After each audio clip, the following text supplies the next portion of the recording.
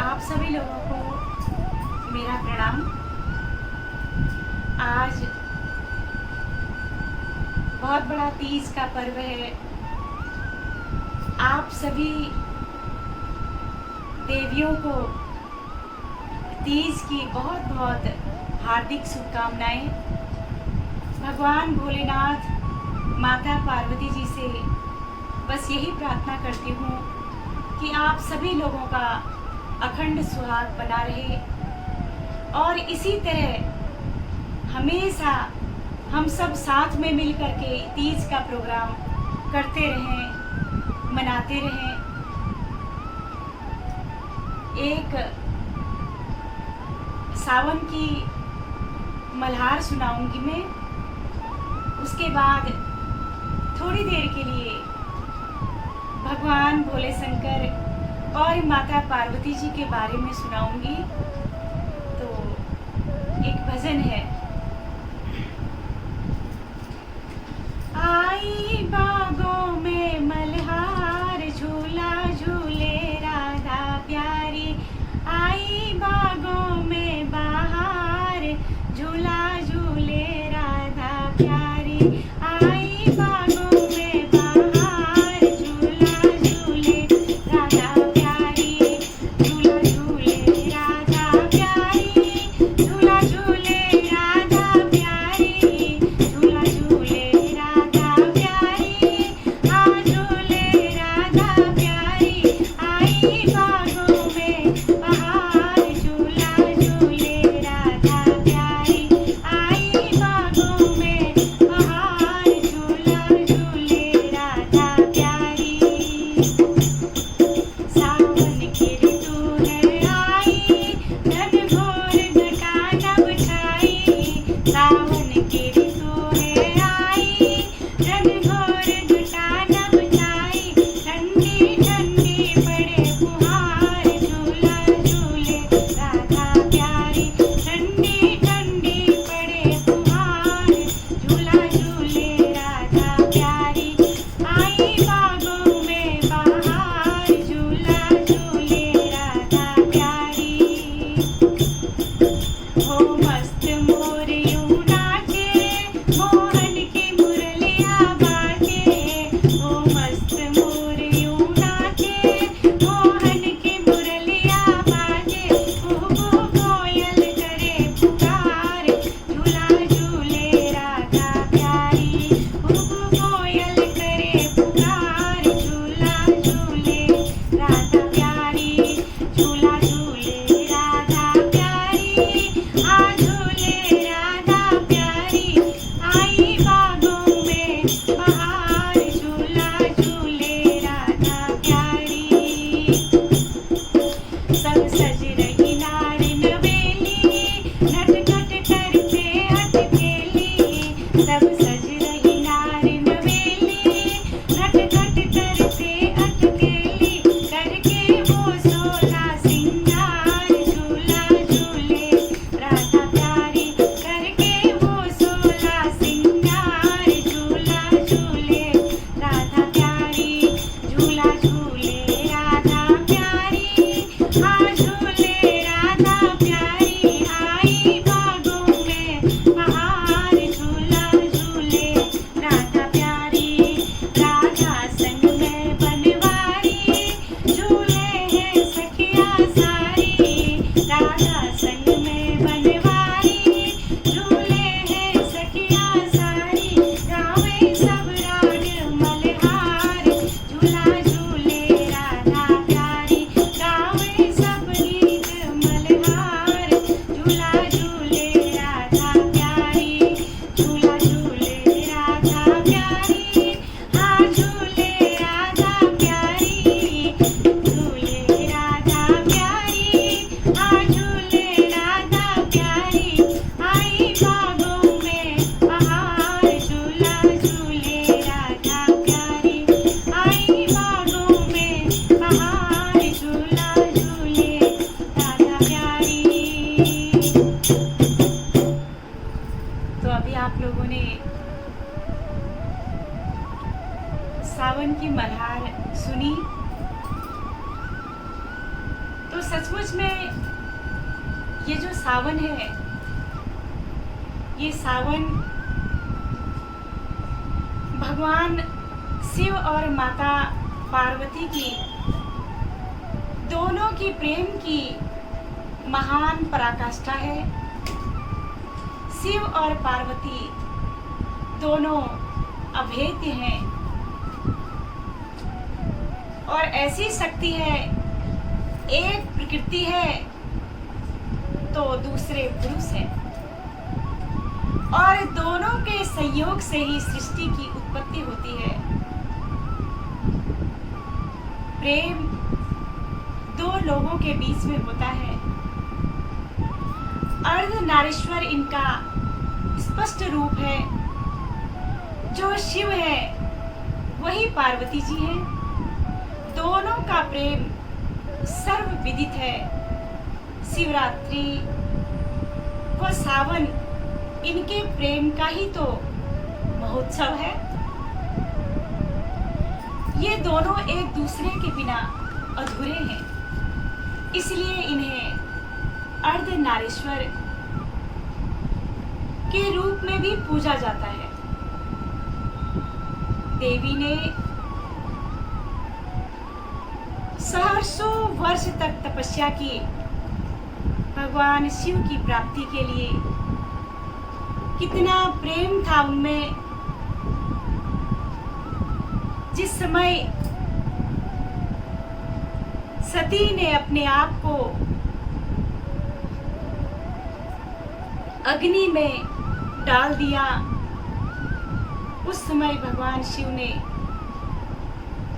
उनके शरीर को लेकर के संपूर्ण पृथ्वी पर वह विचरण करने लगे, और जहां जहां सती के अंग गिरे वह सारी जगह शक्तिपीठ बन गई। आज भी उन स्थानों में देवी सती की पूजा होती है। धन्य था शिव और सती का प्रेम। इसी प्रेम ने दोनों को अमर, पूजनीय और वंदनीय बना दिया। इसीलिए भगवान शिव को कहा कि शिव ही सत्य है और शिव स्वयं सत्य है और शिव ही सुंदर है। भगवान शिव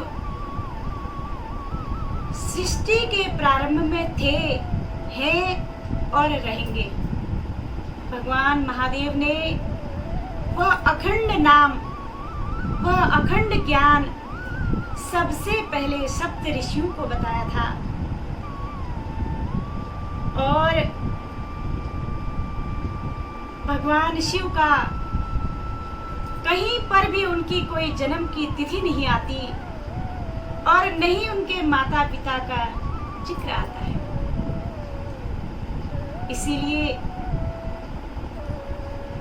इसीलिए भगवान शिव जो है वह पूजनीय है, वंदनीय है, क्योंकि शिव अजन्मा, नित्य और शाश्वत है। जब माता पार्वती ने राजा हिमांचल के घर में जन्म लिया और उनके घर में जन्म लेने के बाद उन्होंने इतनी तपस्या की शिव को पाने के लिए, क्योंकि प्रत्येक जन्म में वो भोलेनाथ को पाने के लिए तप करती थी, और जब उन दोनों का मिलन हो गया तो पहली रात्रि को भगवान भोलेनाथ और माता पार्वती जी जो है आपस में बात करते हैं, और उनकी बात क्या होती है देखो। जो संसार के जो महान पुरुष होते हैं उनकी बात ही कुछ अलग और निराली होती है। तो उन्होंने उस पहली रात में माता पार्वती जी से भगवान राम की कथा कही और उन्होंने कहा कि जहाँ पर राम कथा होती है वहाँ पर मैं अवश्य जाता हूँ। सब कुछ त्याग करके, सब कुछ छोड़ करके मैं राम कथा को सुनता हूँ। और उन्होंने इसलिए राम कथा को माता पार्वती को बताया। उन्होंने कहा कि प्रत्येक पति और पत्नी के बीच में एक मर्यादा होती है और मर्यादा पुरुषोत्तम राम की बात रखने का मतलब, उनकी चर्चा करने का मतलब था कि राम जैसा मर्यादित और माता सीता जैसी मर्यादा कि संसार के प्रत्येक पति पत्नी को उसी तरह से एक मर्यादा में रहना चाहिए।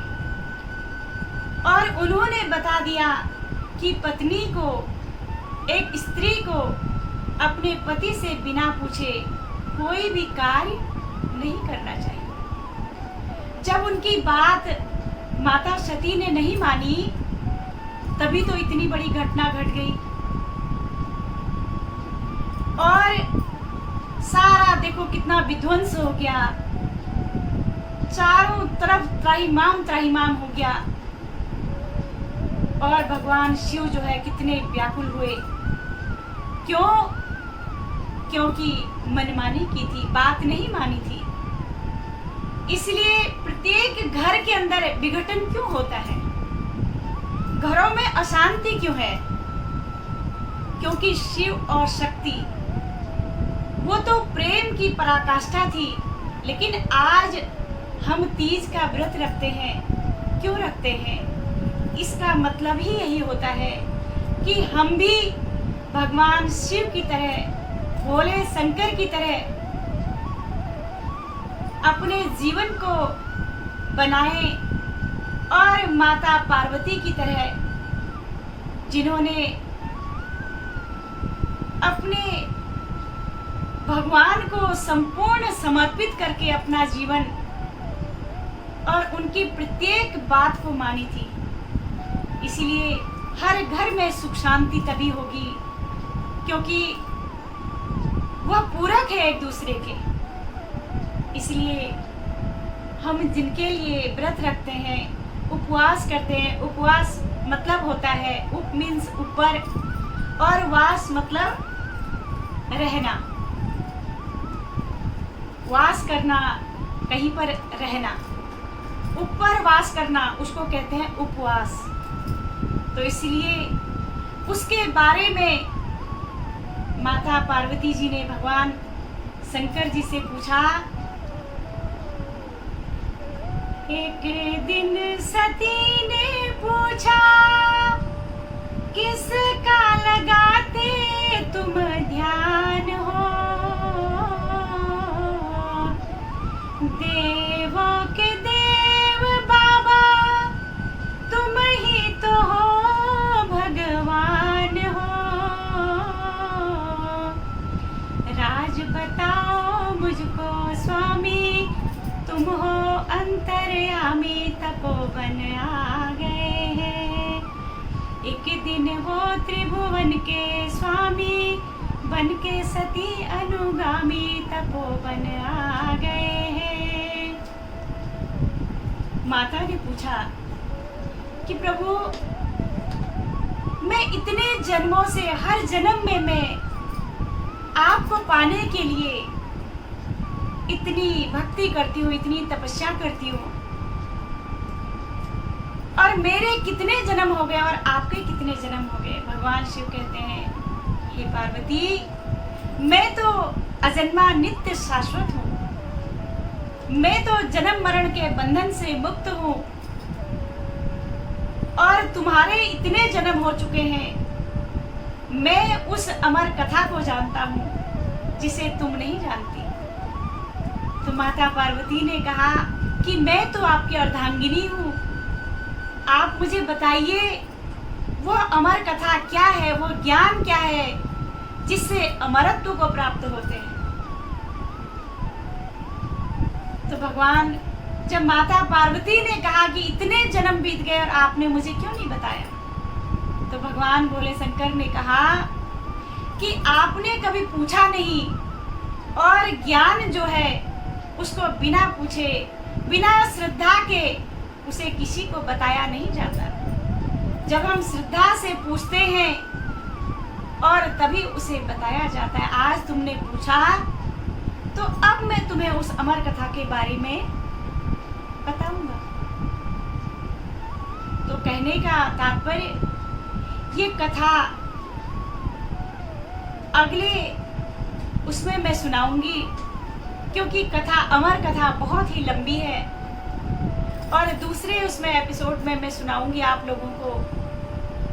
लेकिन एक बार फिर से भगवान से मैं यही प्रार्थना करती हूँ कि आप सभी, जितने भी भाई लोग हैं, जितनी भी बहनें हैं, माताएं हैं, सभी को भगवान सुखी रखे, निरोगी रखे, सुख, संपत्ति, ऐश्वर्य, शांति और सद्बुद्धि प्रदान करे।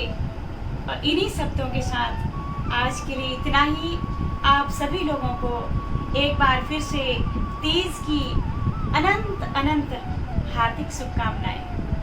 प्रणाम।